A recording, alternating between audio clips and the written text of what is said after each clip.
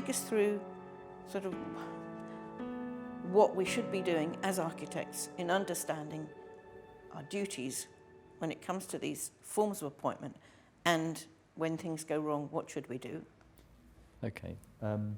Well, I think the code of conduct should be in everybody's mind at all stages when there's a dispute, because particularly, disputes and on domestic projects in particular, and the smaller clients, they can become really quite frenzied and both sides very personal.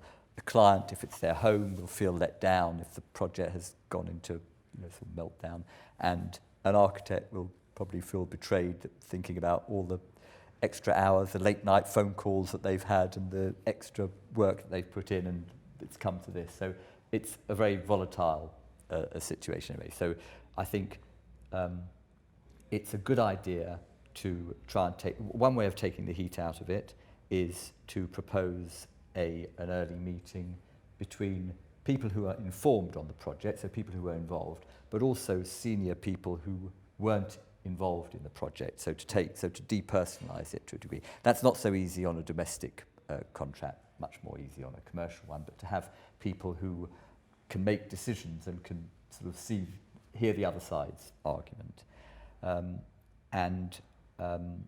There's provision for mediation and alternative dispute, all types of alternative dispute resolution, which the insurance industry was at the forefront of, but the courts are now building into their directions. They want to know that the parties have explored the possibility of a mediated resolution. There is adjudication, which is something of a double-edged sword. It's, in theory, a relatively cost-effective and time-effective way of resolving disputes, because it's all got to be completed within either 28 or 42 days, unless both sides agree a longer period. So, and where it's of a limited time, it's also of limited cost, as I say. But whilst it's enforceable, it's not necessarily the end of the story. And if somebody feels that they've been on the wrong end of rough justice, they can still take it further to the ultimate dispute resolution possibility. In practice, I don't think many people do that, because they feel, well, this is what the first independent party has thought of my case, so I'm already 30 or 40 love down. But there is a possibility. And that whilst adjudication was introduced to keep a project going, more and more we're seeing that adjudication is being used by one party as some sort of ambush at the end of a project, where that party has been sort of loading up this huge cudgel, which they then bring down and it's a smash and grab raid, and the other party then has a very limited period of time in which to respond. So for that reason, it's possibly more likely that the party on the receiving end will still refer it on, in which case all you've done is added an extra tier of cost to dispute resolution. And ultimately, there is the courts or arbitration. Both of them have their advantages and disadvantages. In court, you can join, if you think other parties are responsible, you can join those parties. Also, the courts are now a lot more interventionist, so they can direct and they case manage a lot more than they used to. Whereas arbitrators are rather scared of being appealed, and so they tend to let things roll a little bit. On the other hand, arbitration is confidential, and that might be important to architects not wanting to have the publicity of a dispute blazoned in the legal and other press.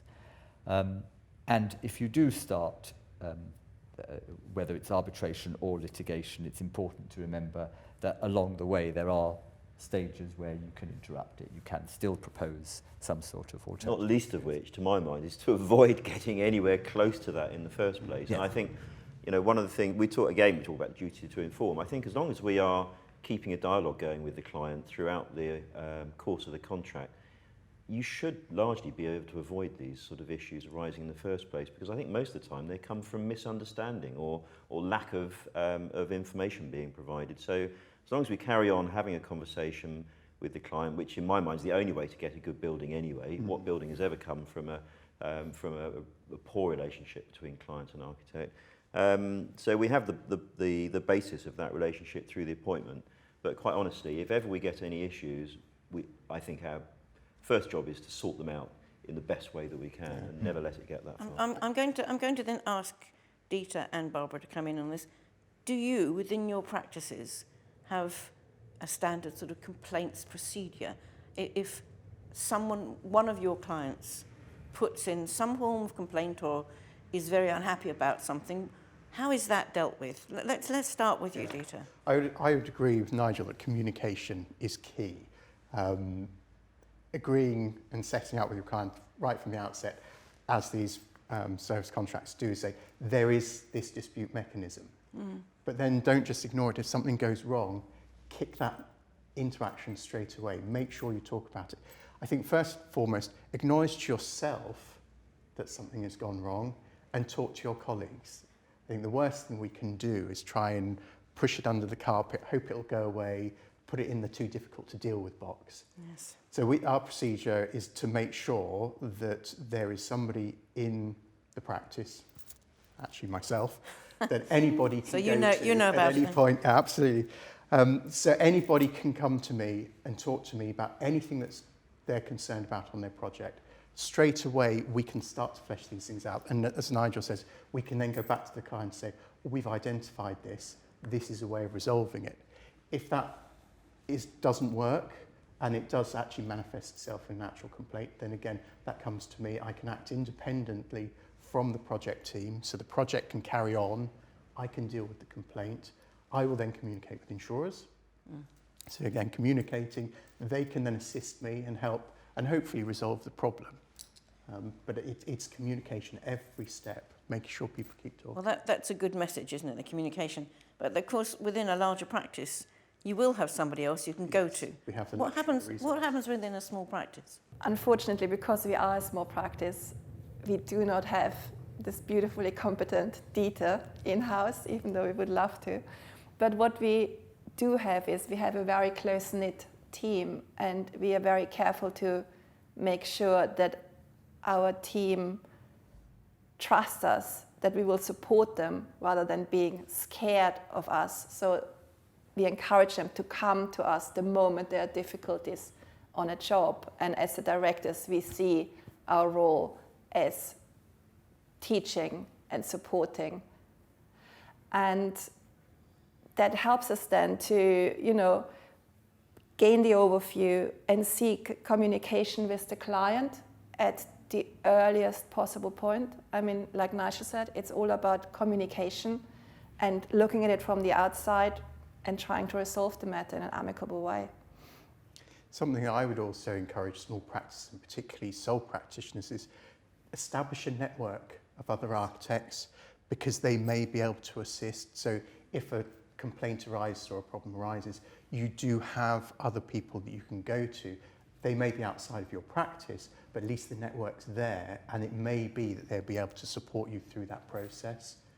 You might be able to do that through your local branch or regional office if Absolutely. you haven't got that network set up. The RIBA is structured to give local advice. I think for small practices, disputes are a problem. I mean, as long as there's more than one of you, because I think when a dispute arises, it's very important to actually sort of take a dispassionate look at where the weak points are in the project. You can do that in a large practice by referring it to a Dieter, and in a smaller practice, if you've got somebody else who you can say, look, have a look at this and see, and that will then often inform how robust you are to the client. Because sometimes, I mean, I know you're absolutely right, you have to keep the dialogue going, but if a client is trying it on, you've got to set your boundaries. But as long as you've got somebody else to talk to. But I think it's a real problem where you are a one-person outfit and you're under pressure, you have been too helpful, you then fallen short, the client is bullying you, and it can, your stress levels are up, and there's really nowhere for you to turn, and it can get bigger and bigger and become a real problem. And I think there should some sort of forum, or there should be some. I mean, the RIBA helpline is one. Absolutely, and that's how I know about it, because I get a lot of that's calls. what you're there for. Yeah, but I think it is a big problem. when a dispute arises, being able to put some sort of buffer, some sort of distance to look at it objectively and then take the appropriate action to try. I agree with you.